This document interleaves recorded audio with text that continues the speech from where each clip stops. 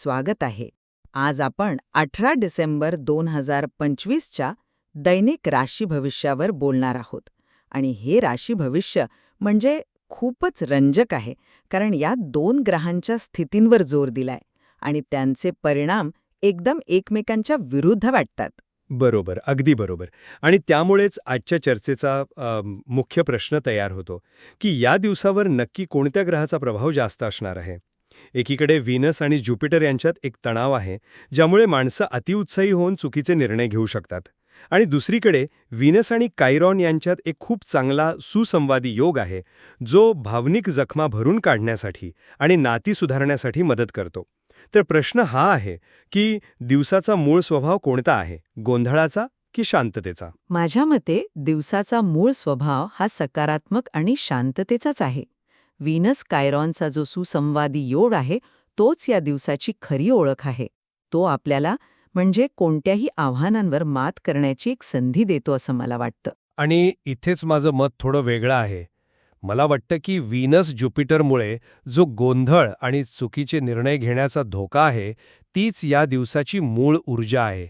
आणि व्हीनस कायरॉनचा जो चांगला प्रभाव आहे, तो या गोंधळावरचा एक उपाय म्हणून काम करतो, तो दिवसाचा मूळ स्वभाव नाही. चला तर मग याच मुद्द्यावर सविस्तर बोलूया. मी माझी बाजू मांडते. मला असं वाटतं की आजचा दिवस मुळातच भावनिक उपचार, एकमेकांना समजून घेणं आणि नात्यांमध्ये प्रामाणिकपणा आणण्यासाठी आहे. या दिवसाचा पायाच व्हीनस आणि कायरॉन यांच्यातील सुसंवादी योगावर रचला गेलाय. आपण जर मूळ राशी भविष्य पाहिलं तर जवळजवळ प्रत्येक राशीसाठी हेच दिसतं. उदाहरण घ्या, मेष राशीला सांगितलं आहे की आत्मप्रामाणिकपणा त्यांना पुढे घेऊन जाईल. वृषभ राशीसाठी तर हा नात्यांमधल्या किंवा पैशांच्या समस्या सोडवण्यासाठी उत्तम काळ आहे असं म्हटलंय. मिथुन राशीला प्रामाणिकपणा यश देईल, तर सिंह राशीच्या लोकांनी धैर्याने मन मोकळं केल्यास त्यांची नाती आणखी घट्ट होतील. हे सगळं काय दाखवतं? हे दाखवतं की दिवसाचा कल हा आत बघण्याचा, स्वतःला सुधारण्याचा आणि नाती जपण्याचा आहे. आणि जिथे व्हीनस ज्युपिटरच्या त्रासाचा उल्लेख येतो, तिथे तो अगदी साधा, किरकोळ म्हणजे मिथुन, कर्क राशीसाठी किंवा मार्गातला लहान अडथळा कन्या राशीसाठी अशा शब्दांत केला आहे. यावरून स्पष्ट होतं की मुख्य ऊर्जा सकारात्मक आहे. अडचणी फक्त पार्श्वभूमीला आहेत. तुमचा मुद्दा मी समजतो, पण मला वाटतं की तुम्ही चित्राची दुसरी बाजू बघत नाहीयेत. माझ्या मते या दिवसाची खरी ओळखच व्हीनस आणि ज्युपिटर यांच्यातील तणावातून निर्माण होणारी आव्हानं आहेत. अनेक राशींसाठी दिवसाची सुरुवातच एका धोक्याच्या सूचनेने होते. बघा, मेष राशीला खूप जास्त जबाबदारी घेण्यापासून सावध केलं आहे. वृषभ राशीला अवास्तव अपेक्षा ठेवू नका असं बजावलं आहे. मिथुन राशीला इतरांना खुश करण्याच्या नादात स्वतःचं नुकसान होऊ शकतं असा इशारा आहे. कर्क राशीकडून किरकोळ चुकीचे निर्णय होऊ शकतात, ज्याचा नंतर पश्चात्ताप होऊ शकतो. मीन राशीचे लोक तर अनावश्यक कामांमध्ये आपली सगळी ऊर्जा वाया घालू शकतात. हे सगळे धोके दिवसाच्या सुरुवातीलाच एक सावधगिरीचा सूर लावतात. आणि तुम्ही ज्या व्हीनस कायरॉनच्या चांगल्या प्रभावाबद्दल बोलताय, तो ह्या मूळ समस्येवरचा एक उपाय म्हणून येतोय. विचार करा, उपचार किंवा सुसंवाद साधण्याची गरज आपल्याला कधी वाटते? जेव्हा आधीपासून एखादी समस्या, एखादा तणाव किंवा एखादी जखम असते की नाही. त्यामुळे व्हीनस ज्युपिटरमुळे निर्माण होणारी अस्थिरता ही दिवसाची पहिली आणि मूळ अवस्था आहे. व्हीनस कायरॉन हा त्यावर मात करण्यासाठी दिलेला एक मार्ग आहे. तो दिवसाचा नैसर्गिक स्वभाव नाहीये. पण तुम्ही व्हीनस ज्युपिटरच्या प्रभावाला खूप जास्त महत्त्व देत आहात असं नाही का वाटत? मूळ सामग्रीत मिथुन आणि कर्क राशीसाठी स्पष्टपणे किरकोळ असा शब्द वापरला आहे. कन्या राशीसाठी त्याला मार्गातील लहान अडथळा म्हटला आहे. याचा सरळ अर्थ आहे की हा प्रभाव गंभीर नाही, तो फक्त एक पार्श्वभूमीतील आवाज आहे, ज्याकडे दुर्लक्ष केलं तर त्रास होऊ शकतो. पण दिवसाचा खरा उद्देश हा भावनिक विकास आणि नाती सुधारणा हाच आहे, जो व्हीनस कायरॉनच्या शक्तिशाली योगामुळे शक्य होतो. हा योग इतका प्रभावी आहे की तो लोकांना त्यांच्यातील असुरक्षितता समजून घेण्यास आणि त्यावर काम करण्यास मदत करतो. माफ करा, पण हे मला अजिबात पटत नाही. थांबा, मी सांगतो का. जरी किरकोळ किंवा लहान अडथळा असे शब्द वापरले असले तरी त्याचे परिणाम अजिबात किरकोळ नाहीत. कर्क राशीसाठी याच किरकोळ चुकीच्या निर्णयामुळे नंतर पश्चाताप होऊ शकतो. आता पश्चाताप ही भावना किरकोळ नसते. कन्या राशीसाठी चुकीचे निर्णय आणि नियोजन होऊ शकतं आणि वृश्चिक राशीसाठी आवाजवी खर्च होऊ शकतो. हे परिणाम किरकोळ कसे असू शकतात? हे लोकांच्या पैशांवर, कामावर आणि म्हणजे मानसिक शांततेवर थेट परिणाम करतात.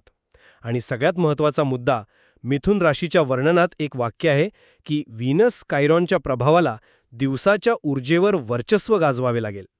आता या वाक्याचा अर्थ काय? वर्चस्व गाजवण्याची गरज कधी पडते? जेव्हा समोर कोणीतरी ताकदवान प्रतिस्पर्धी असतो. जर व्हीनस ज्युपिटरचा प्रभाव खरंच किरकोळ असता तर त्यावर वर्चस्व गाजवण्याची गरजच भासली नसती. तो सहज बाजूला सारता आला असता. तुम्ही वर्चस्व या शब्दावर जो भर दिलाय तो मुद्दा विचार करण्यासारखा आहे, पण मी त्याकडे वेगळ्या नजरेने बघते. मला मान्य आहे की अनेक राशींमध्ये एक अंतर्गत द्वंद्व दाखवला आहे. उदाहरणार्थ, मेष राशीला नवीन अनुभव घेणं आणि घरात आराम करणं या दोन्ही गोष्टी एकाच वेळी हव्या आहेत, किंवा धनुराशीला स्वातंत्र्य पण हवंय आणि त्याचवेळी एक खोल नातंही हवंय. पण तुम्ही या लक्षात घ्या की या प्रत्येक द्वंद्वावर उपाय म्हणून व्हीनस कायरॉनची ऊर्जाच पुढे येते. मेष राशीला त्यांच्या असुरक्षितेची जाणीव करून देणं किंवा धनुराशीला त्यांच्यातील कमकुवतपणा ओळखायला लावणं यातूनच मार्ग निघतोय. त्यामुळे तुम्ही ज्याला संघर्ष म्हणत आहात तो फक्त एक सुरुवातीचा टप्पा आहे. दिवसाचा अंतिम प्रवास हा सुसंवादाकडे आणि आत्मजागरूकतेकडे आहे. हा संघर्ष फक्त एक निमित्त आहे ज्यामुळे आपल्याला स्वतःकडे अधिक प्रामाणिकपणे पाहण्याची संधी मिळते. नाही, मला वाटतं हा संघर्ष निमित्त नाही, तर तोच दिवसाचा अनुभव आहे. हा जो अंतर्गत संघर्ष आहे तोच तर व्हीनस ज्युपिटरच्या प्रभावाचं मुख्य लक्षण आहे. अपेक्षा आणि वास्तव यांच्यातील तणाव यातूनच तयार होतो. तुम्ही धनुराशीचं उदाहरण दिलं तेच बघा. स्वातंत्र्य म्हणजे ज्युपिटरचा प्रभाव आणि नात्यातील जवळीक व्हीनसचा प्रभाव यात जो तणाव आहे तोच हा योग दर्शवतो. वृश्चिक राशीला सुरक्षितताही हवी आहे आणि नवीन गोष्टीही शिकायच्या आहेत. ही जी द्विधा मनस्थिती आहे, हा जो गोंधळ आहे, तोच अतिउत्साह आणि अवास्तव अपेक्षांचं प्रतीक आहे, जे व्हीनस ज्युपिटरच्या तणावाचा मूळ आहे. त्यामुळे दिवसाची मूळ अवस्थाही संघर्षाची आणि गोंधळाची आहे.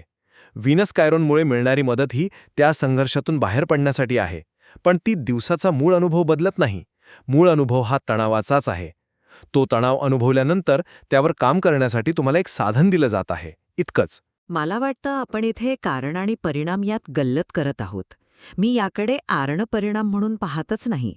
माझ्या मते ह्या दोन्ही ऊर्जा एकाच वेळी उपस्थित आहेत. राशी भविष्य आपल्याला एकाच वेळी दोन मार्ग दाखवत आहे.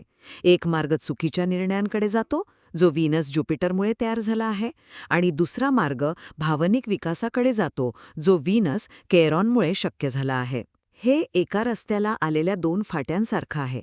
दोन्ही रस्ते एकाच वेळी अस्तित्वात आहेत.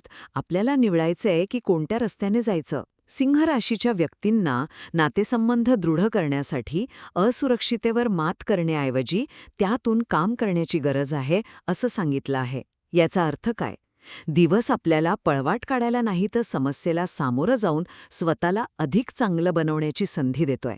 आणि व्हीनस कैरॉनचा इतका शक्तिशाली आणि सकारात्मक पर्याय उपलब्ध असल्याने तोच दिवसाचा मार्गदर्शक आणि निर्णायक पैलू ठरतो. मी तुमच्या दोन फाटे या कल्पनेशी सहमत नाही. कारण राशी भविष्याची जी भाषा आहे, जी मांडणी आहे, ती एक स्पष्ट क्रम दाखवते. तिथे एक प्रकारचा कथाप्रवाह आहे. आधी समस्या सांगितली जाते आणि मग सुदैवाने किंवा नशीब म्हणजे असं म्हणून त्यावर उपाय दिला जातो. हे बघा, मिथुन राशीच्या वर्णनात आधी अतिलोकप्रियता आणि चुकीच्या खर्चाबद्दल धोक्याची सूचना दिली आहे आणि मग म्हटलं आहे की सुदैवाने व्हीनस कायरॉनचा योग दिवसाच्या ऊर्जेवर वर्चस्व गाजवू शकतो. कर्क राशीला आधी चुकीच्या निर्णयांबद्दल सावध केलं आहे आणि मग म्हटलं आहे सुदैवाने व्हीनस कायरॉनचा योग तुम्हाला पाठिंबा देतो. सिंह आणि कन्या राशीसाठीही जवळपास असाच क्रम आहे.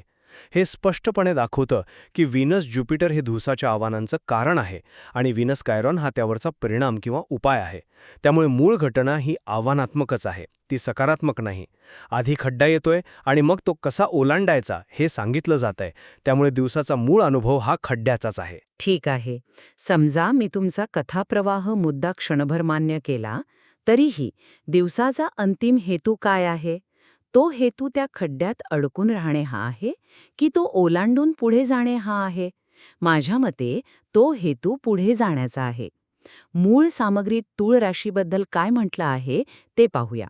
त्यांना सांगितलं आहे की इतरांच्या गरजा आणि स्वतःच्या गरजात संतुलन साधावं लागेल आणि हा समतोल साधण्यासाठी त्यांना आपल्या आतल्या आवाजावर विश्वास ठेवावा लागेल. इथेही व्हीनस ज्युपिटरचा इतरांना खुश करण्याचा प्रभाव दिसतो, पण त्यावर उपाय म्हणून कायरॉनची आतला आवाज ऐकण्याची शक्ती दिली आहे. अंतिम ध्येय हे संतुलन साधणं आहे, असंतुलन नाही. त्यामुळे आव्हान हे फक्त एक माध्यम आहे, साध्य नाही. इथेच तर खरी गंमत आहे.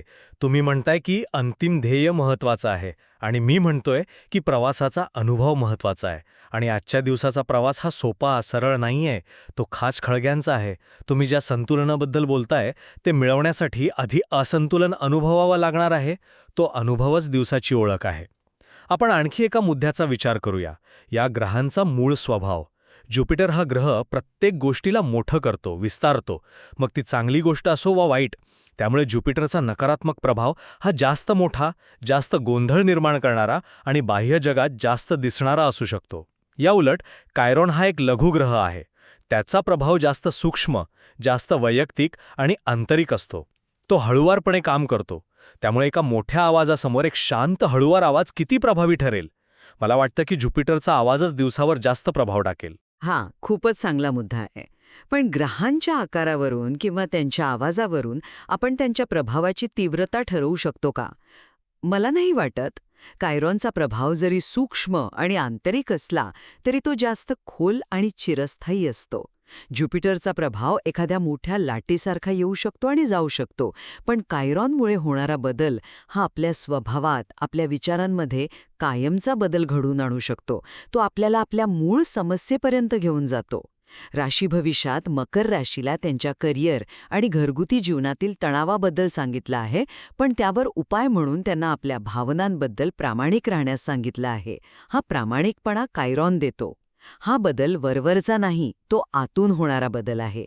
त्यामुळे जरी ज्युपिटरचा प्रभाव जास्त दिसणारा असला तरी कायरॉनचा प्रभाव जास्त असणारा आहे, जास्त महत्वाचा आहे. पण तो आतून होणारा बदल घडवून आणण्यासाठी इच्छाशक्ती आणि प्रयत्न लागतील. तो आपोआप होणार नाही. ज्युपिटरचा प्रभाव मात्र आपोआप आणि सहजपणे आपल्याला चुकीच्या दिशेने ओढू शकतो. अति खाणे, अति खर्च करणे, अति बोलणे या गोष्टी करण्यासाठी फार प्रयत्न लागत नाहीत की नाही. पण स्वतःच्या आत डोकावणे, आपल्या चुका कबूल करणे, इतरांशी प्रामाणिकपणे बोलणे यासाठी धैर्य आणि प्रयत्न लागतात. त्यामुळे दिवसाचा नैसर्गिक कल हा सोप्या पण चुकीच्या मार्गाकडे जाण्याचा आहे. चांगल्या मार्गावर जाण्यासाठी आपल्याला जाणीवपूर्वक प्रयत्न करावे लागतील. याचाच अर्थ दिवसाची मूळ ऊर्जा आव्हानात्मक आहे. तुम्हाला प्रवाहाच्या विरुद्ध पोहावं लागणार आहे. आजच्या चर्चेतून एक गोष्ट स्पष्ट होते की व्हीनस ज्युपिटरमुळे निर्माण होणारी आव्हानं नक्कीच आहेत, हे मी मान्य करते. पण दिवसाची खरी ताकद आणि संधी ही व्हीनस कायरॉनच्या सुसंवादी ऊर्जेमध्ये दडलेली आहे. ही ऊर्जा आत्मपरीक्षण, प्रामाणिक संवाद आणि नाती मजबूत करण्याची एक मोठी संधी देते. जवळजवळ प्रत्येक राशीला त्यांच्या भावना समजून घेण्याची, इतरांशी जोडले जाण्याची आणि जुन्या जखमा भरून काढण्याची संधी मिळत आहे. त्यामुळे माझ्या मते ही आव्हानं म्हणजे या सकारात्मक ऊर्जेचा वापर करण्यासाठी एक निमित्त मात्र आहेत, दिवसाचा मुख्य उद्देश नाहीत. या उलट मला अजूनही वाटतं की दिवसाचा पाया हा व्हीनस ज्युपिटरच्या तणावानेच घातला गेला आहे, ज्यामुळे चुकीचे निर्णय आणि अवास्तव अपेक्षांची शक्यता निर्माण होते. व्हीनस कायरॉनचा सकारात्मक प्रभाव निसंशयपणे महत्त्वाचा आहे, पण तो या मूळ आव्हानात्मक परिस्थितीला दिलेल्या एक प्रतिसाद आहे, एक उत्तर आहे. तो दिवसाची मूळ ओळख नसून त्या आव्हानांवर मात करण्यासाठी दिलेलं एक आवश्यक साधन आहे. दिवसाची सुरुवात सावधगिरीने होते आणि त्यातून मार्ग काढण्यासाठी एक सकारात्मक शक्ती उपलब्ध आहे, पण मूळ स्वभाव हा सावधगिरीचा आणि संघर्षाचाच आहे. मला वाटतं ह्या दोन्ही बाजू ऐकल्यावर एक गोष्ट नक्कीच स्पष्ट होते. हा दिवस बाह्य जगातील मोहांमुळे होणारी धावपळ आणि आपली आंतरिक शांतता व प्रामाणिकपणा यांच्यातील एका मोठ्या द्वंद्वाचं प्रतीक आहे. अगदी बरोबर. आणि यापैकी कोणत्या ऊर्जेला अधिक महत्त्व द्यायचं, कोणत्या रस्त्याने जायचं, हा निर्णय अखेरीस प्रत्येकाने स्वतःच्या परिस्थितीनुसार आणि विवेकाने घ्यायचा आहे. या विषयावर अधिक विचार करण्यासाठी मूळ सामग्रीमध्ये नक्कीच बरेच काही आहे.